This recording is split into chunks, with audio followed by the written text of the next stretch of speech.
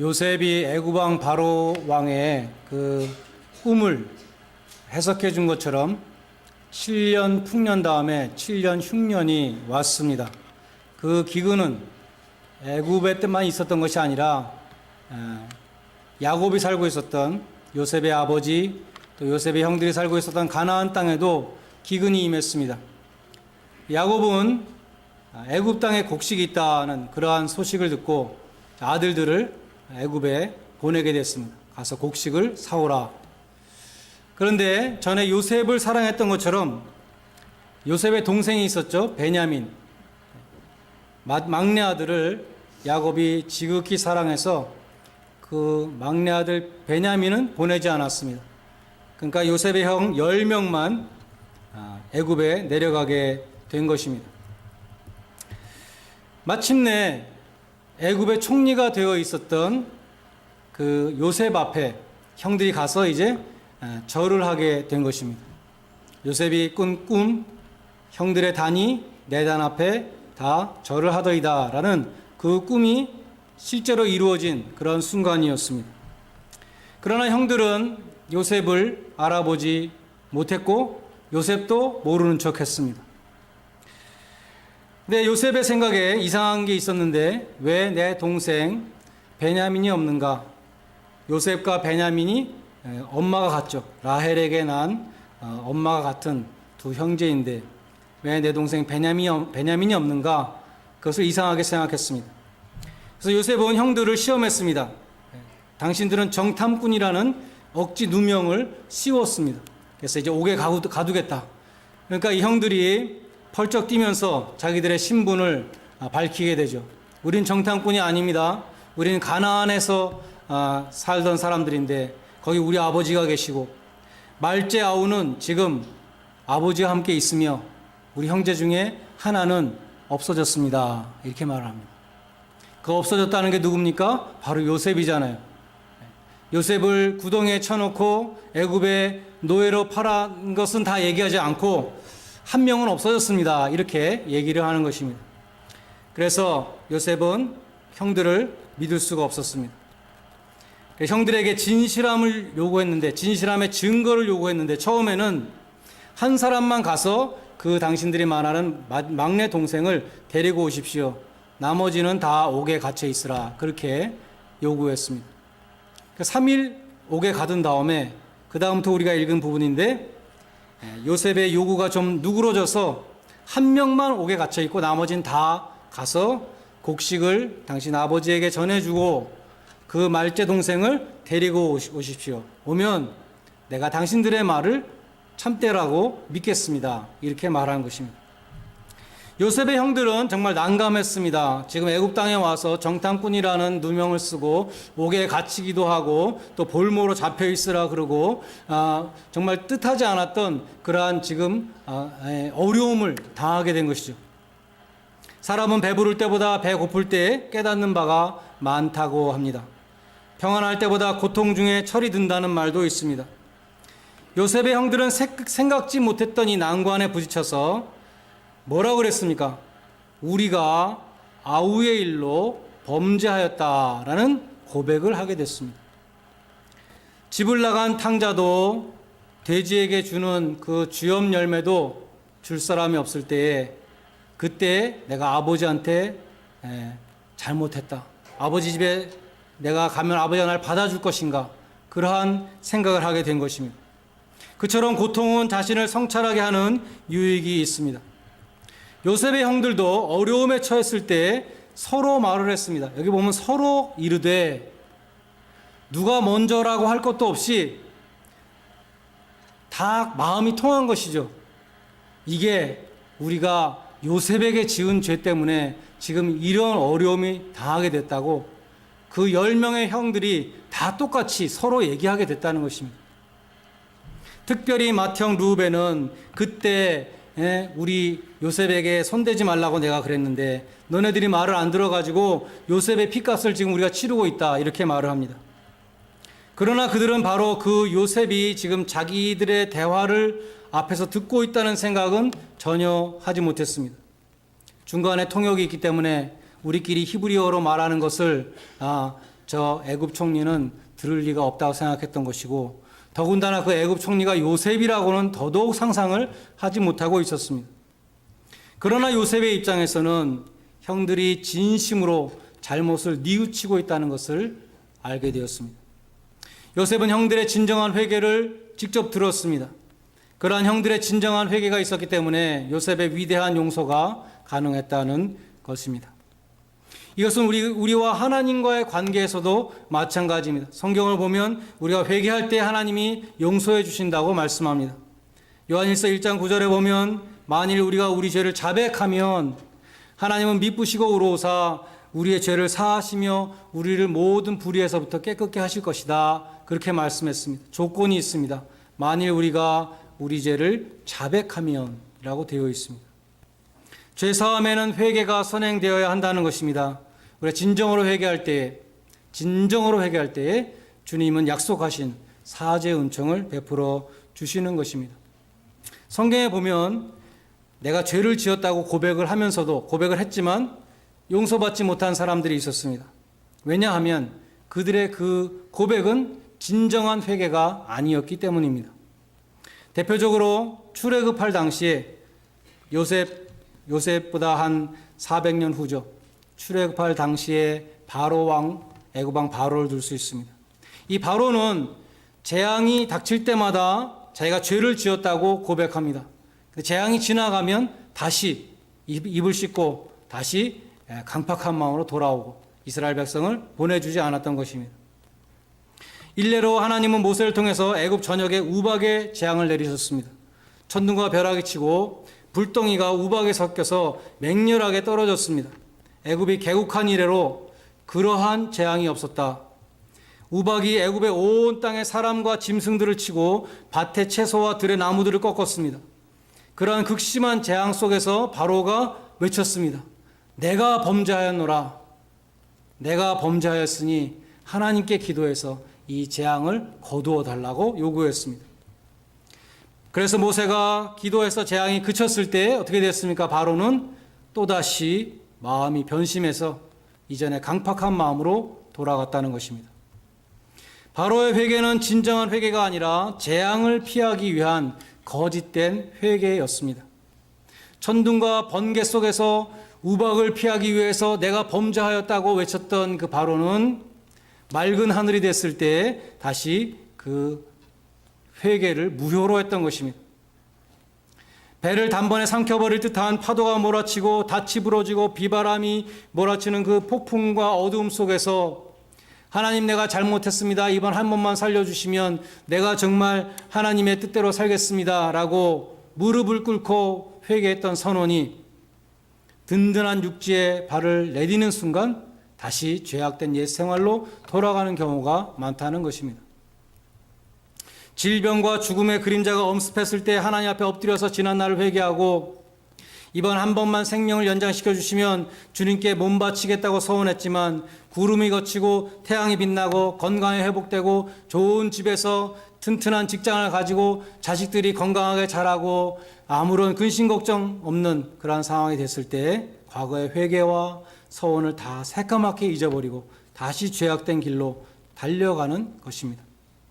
그러한 회개, 재앙을 면하기 위한 회개, 재앙이 끝나면 무효가 되는 회개, 이 회개는 진정한 회개가 아니라는 것입니다. 그러한 회개는 죄사함과 구원에 이르지 못합니다. 거짓된 회개를 했던 또 다른 예를 들자면 사울 왕을 들 수 있습니다. 하나님은 사무엘 선지자를 통해서 아말렉을 진멸하라 라고 그랬습니다. 모든 짐승도 다 죽이라는 것입니다. 다 죽이자니 너무 아까웠습니다. 그래서 소와 양 중에 좋은 것들, 기름진 것들, 실한 것들을 남겨왔습니다. 그리고 나머지 좀 가치 없고 낮은 것들은 다 죽였습니다. 사울은 하나님 앞에 불순종의 죄를 지었습니다. 사무엘이 와서 물어봅니다. 지금 내 귀에 들리는 이 소와 이 양들의 소리는 어찌 된 것입니까? 왜 다 죽이지 않았습니까? 사울이 아주 경건한 이유를 내세워서 변명했습니다. 당신의 하나님 여호와께 제사를 드리기 위해서 남겨왔습니다. 제사라고 그랬습니다. 제사를 드리려고 좋은 걸 남겨왔습니다. 이렇게 말했을 때 사무엘이 유명한 말을 했죠. 제사보다 순종이 귀하다. 그렇게 말을 하고 하나님이 당신을 버리셨습니다. 라고 선언했습니다. 그제서야 사울이 내가 범죄하였나이다 라고 회개합니다. 하나님이 당신 버렸습니다 했을 때 가슴이 덜컹해서 내가 범죄했습니다 라고 회개하면서 다시 변명을 합니다. 내가 여호와의 명령을 어기고 당신의 말씀을 어긴 것은 이 백성들을 두려워해서, 백성들이 다 죽이지 말자 그래서 백성들을 두려워해서 내가 백성들의 말을 들은 것입니다. 이렇게 변명을 했다는 것입니다. 다시 말해서 사울 왕은 자기가 죄를 지었다고 자백하면서도 동시에 그럴 수밖에 없었다고 자기의 무죄함을 또 주장했다는 것입니다. 그럴 수밖에 없었다는 변명은 참된 회개가 아닙니다. 한편으로는 범죄하였다고 고백하면서 한편으로는 결백을 주장하는 것입니다. 사울 왕은 회개하고도 죄사함을 받지 못했습니다. 그러나 다윗은 똑같이 범죄했지만 회개하고 죄사함을 받았습니다. 차이점이 무엇인가? 그것은 진정한 회개인가 아닌가라는 것입니다. 예수님은 산상수훈에서 애통하는 자가 복이 있다. 여기 애통한다는 것은 자기의 신세를 한탄하는 것이 아니라 하나님 앞에서 애통하는 것인데, 하나님 앞에서 애통한다는 것은 하나님의 말씀에 불순종하고 하나님을 기쁘시게 해드리지 못하는 것에 대해서 하나님 앞에서 애통하는 것을 가리키는 것입니다. 고린도후서 7장 10절에 보면 근심에는 두 가지가 있다. 세상 근심이 있고 또 하나님의 뜻대로 하는 근심이 있는데, 세상 근심은 사망으로 가는 것이고 하나님의 뜻대로 하는 근심은 회개와 구원에 이르게 된다는 말씀이 있습니다. 사망을 이루는 세상 근심이란 어떤 것이겠습니까? 무엇을 먹을까? 무엇을 마실까? 무엇을 입을까? 세상의 염려와 재리의 유혹 때문에 하나님께 나오지 못하고 세상에 코를 박고 살다가 영원한 사망에 이르게 되는 근심, 그것이 세상 근심이라는 것입니다. 반대로 하나님의 뜻대로 하는 근심은 회개를 이루고 회개는 구원에 이른다라고 말씀합니다. 하나님의 뜻대로 하는 애통함은 회개를 이루는 애통함이요, 회개란 다름이 아니라 자신의 죄에 대해서 통회 자복하는 것을 가리키는 것입니다. 예수님이 공생애를 시작하시면서 제일 먼저 전파하신 말씀은 예수님의 전체 말씀을 다 요약하는 것입니다. 예수님이 이 세상에 오셔서 뭐라고 말씀하셨는가? 하나님의 말씀을 오신 예수님께서 하신 말씀은 회개하라, 천국이 가까웠느니라. 천국에 들어가려면 회개하라는 것이었습니다. 예수님이 회개하라고 하신 것은 무엇입니까? 너희 죄를 회개하라는 것이죠. 애통하는 사람은 나의 죄를 회개하는 사람입니다. 나의 죄 때문에 주님께서 십자가에 달리셨고 나의 죄 때문에 피 흘리고 고통당하셨고 나의 죄값을 치루셨다는 사실을 애통해하는 사람입니다. 애통하는 사람은 주님이 주신 십자가를 바라볼 때마다 자신의 죄에 대해서 가슴이 찢어지는 슬픔이 있는 그런 사람입니다. 스펄전 목사님이 오늘 본문 가운데 21절 한 절에 대해서 설교를 하시면서 이 형들이 말했죠. 우리 성경은 아우라 그랬지만 영어 성경은 브라더라고 되어 있습니다. 우리가 형제의 일로 인해서 범죄했다. 우리가 그 형제에게 범죄했다는 이 고백이 우리 모두가 예수님께 드려야 되는 고백이다라고 그렇게 설교했습니다. We Christians are truly guilty concerning Christ our brother. brother 대문자 brother입니다. 성경은 예수님이 우리의 형제라고 말씀합니다. 히브리서 2장 11절에 보면 주님께서 우리를 형제라 칭하시기를 부끄러워 아니하셨다. 그 밑에 17절에 보면 저가 범사의 형제들과 같이 되심이, 다시 말해서 우리와 같이 되심이 마땅하도다 말씀합니다. 그리고 요한복음 20장 17절에 보면 부활하신 예수님께서 마리아에게 이렇게 말씀했습니다. 내 형제들에게 가서, 자기 예수님의 제자들을 형제라고 부릅니다. 내 형제들에게 가서 부활의 소식을 전하라. 이렇게 말씀하셨습니다. 우리는 무엇보다도 예수님을 십자가에 못 박는 죄를 지었습니다. 왜냐하면 예수님이 나의 죄 때문에 나의 죄를 용서하시기 위해서 나의 자리에서 속죄의 피를 흘리시고 죄의 값인 사망, 하나님께 버림받는 형벌을 받으셨기 때문입니다. 여러분은 사랑하는 사람이 마지막 숨을 거두는 그 현장에 있었던 적이 있으십니까? 하나님의 가장 귀한 독생자 예수 그리스도가 나의 하나님 어찌해서 나를 버리십니까? 라고 절규했을 때 그 자리에 계셨지만 끝까지 침묵하셨습니다. 그 목숨을 속죄의 제물로 받으셨습니다. 우리는 십자가를 생각할 때마다 내가 참으로 주께 범죄하였습니다 라고 고백하여야 합니다. 뿐만 아니라 우리는 주님을 믿지 못하는 불신의 죄를 지을 때가 많이 있습니다. 불순종의 죄는 물론이고 불신, 주님의 말씀을 믿지 못하고 주님의 능력을 믿지 못하고 주님께서 염려하지 말라고 그랬는데 내가 함께 한다 그랬는데도 우리는 계속 염려하는 이것이 불신의 죄입니다. 주님의 능력과 사랑을 의심하는 죄를 짓는 것입니다. 믿음이 없이는 하나님을 기쁘시게 해드릴 수 없다 그랬는데 하나님을 믿어드리지 못하는 죄를 짓는 것입니다. 제가 주님께 범죄했습니다. 우리는 고백해야 하는 것입니다. 주님은 배신자 형제 베드로를 찾아오셨습니다. 그리고 똑같은 질문을 3번 하셨죠. 네가 나를 사랑하느냐? 똑같은 질문을 3번 하니까 성경에 보니까 베드로가 근심했다 그랬습니다. 그래서 아마도 눈물을 글썽이며 대답했던 것 같습니다. 주님께서 아십니다. 내가 주님을 사랑하는 것을 주님께서 아십니다라고 베드로가 호소했습니다. 예수님이 그 앞에 보면 뭐라고 물으셨냐면 내가 이 사람들보다 나를 더 사랑하느냐라고 말씀하셨습니다.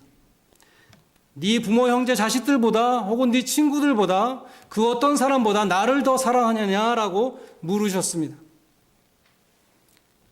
3번을 물으셔서 정말 자기 자신을 돌아보게 하셨습니다. 만약 우리 마음속에 주님보다 더 사랑하는 사람이 있다면 우리는 고백해야 합니다. 내가 주님께 범죄하였습니다. 또한 여러분은 주님의 몸된 교회를 얼마나 사랑하십니까?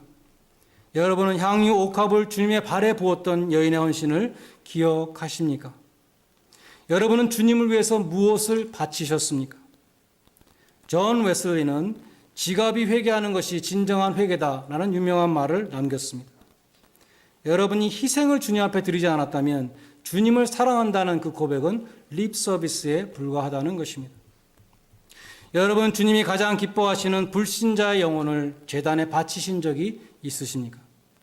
여러분은 맡은 바 직분을 최선을 다해서 감당하셨습니까? 여러분은 주님의 말씀 앞에서 얼마나 많은 시간을 보내셨습니까?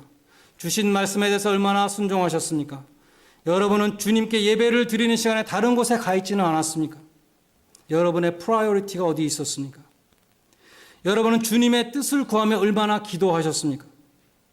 우리 모두 자신을 돌아볼 때 Oh Lord, we are truly guilty concerning our brother, 대문자 brother, 우리의 형제 되시는 예수님께 우리는 범죄했습니다 라고 고백할 수밖에 없습니다.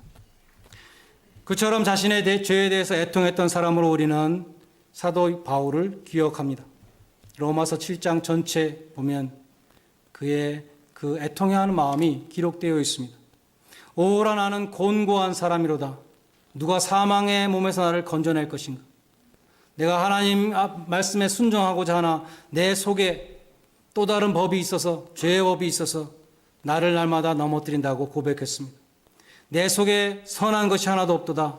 내가 원하는 선을 행하지 않고 원치 아니하는 악을 행한다고 고백했습니다.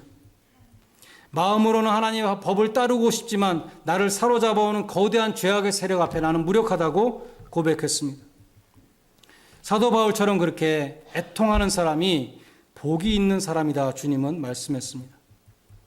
자신의 잘못에 대해서 애통함이 없는 성도는 영적으로 병든 성도입니다.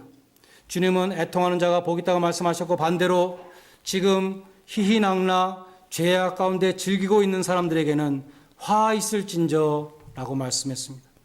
너희 웃는 자들이여 너희가 나중에 애통하고 울리로다 말씀했습니다. 그러므로 애통하는 심령이 없는 성도는 저주받은 사람입니다. 반대로 하나님 앞에 부족한 자신을 내어놓고 몸부림치며 통회하는 사람이 복 있는 자라는 것입니다. 한국교회는 1907년에 평양 대각성운동과 함께 시작되었습니다. 당시 선교사들이 본국 선교부에 보낸 보고문들이 있습니다. 그 편지들을 보면 사람들이 예배당에 모여서 몇 날 며칠을 집에 가지 않고 대굴대굴 구르며 통에 자복했다는 그런 기록들이 있습니다. 그것이 부흥이었습니다. 부흥은 무엇인가?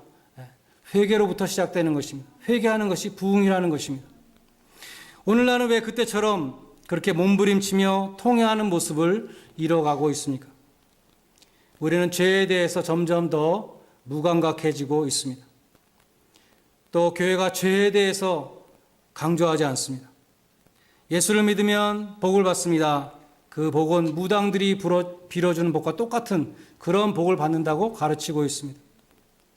따라서 교인들도 죄에 대한 말씀을 싫어하고 회개를 통한 참된 기쁨을 찾기보다는 세상의 행복을 추구하게 되었다는 것입니다. 우리는 죄에 대한 경각심을 회복해야 하겠습니다. 통회하는 심령을 회복해야 합니다. 하나님 앞에 나의 모습을 내어놓고 애통하며 내 죄가 항상 주님 앞에 있습니다. 나를 긍휼히 여기소서, 나의 죄가를 도말하소서, 나를 주 앞에서 쫓아내지 마소서. 바울이 참회시에서 말했습니다. 주의 성신을 내게서 거두지 마소서. 다윗과 같이 통회 자복해야 할 것입니다. 요셉은 눈물의 사람이었습니다. 창세기에 보면 요셉이 울었다는 기록이 6번 나오는데 오늘 본문에도 형들이 진정으로 회개하는 모습을 보고 밖에 나가서 울고 들어왔습니다. 그처럼 형들이 진심으로 회개했기 때문에 요셉이 형들을 진심으로 용서할 수 있었던 것입니다. 하나님도 우리가 진정으로 회개할 때 사죄의 은총을 베풀어 주십니다. 시편 51편 12절에 보면 죄의 사함을 받은 사람에게는 구원의 즐거움이 회복된다. 자원하는 심령이 생긴다 라고 그랬습니다. 청소하지 않은 집에 먼지가 쌓이는 것처럼 우리의 심령도 회개하지 않으면 죄가 쌓여서 우리 마음에 기쁨이 없고 즐거움도 없고 자원하는 마음도 다 없어집니다. 기도도 안 되고 찬양에도 기쁨이 없고 우리는 캄캄한 어둠 속에 살아가는 자가 되는 것입니다. 그러나 회개한 사람은 하나님과의 관계를 바로 맺고 있기 때문에 하나님과 동행하고 있기 때문에 그 마음 가운데 기쁨이 넘쳐나는 참 기쁨이 넘쳐나는 하나님이 주시는 구원의 즐거움이 넘쳐나는 사람이라는 것입니다. 여러분의 심령에 사죄의 은총과 구원의 즐거움이 넘쳐나시기를 기원합니다. 여러분의 기도와 찬양이 하나님께 응답되시기를 바랍니다. 다윗과 같이 참된 회개를 통해서 하나님 마음에 합한 사람으로 살아가시기를 주님의 이름으로 간절히 축원드립니다. 기도하겠습니다.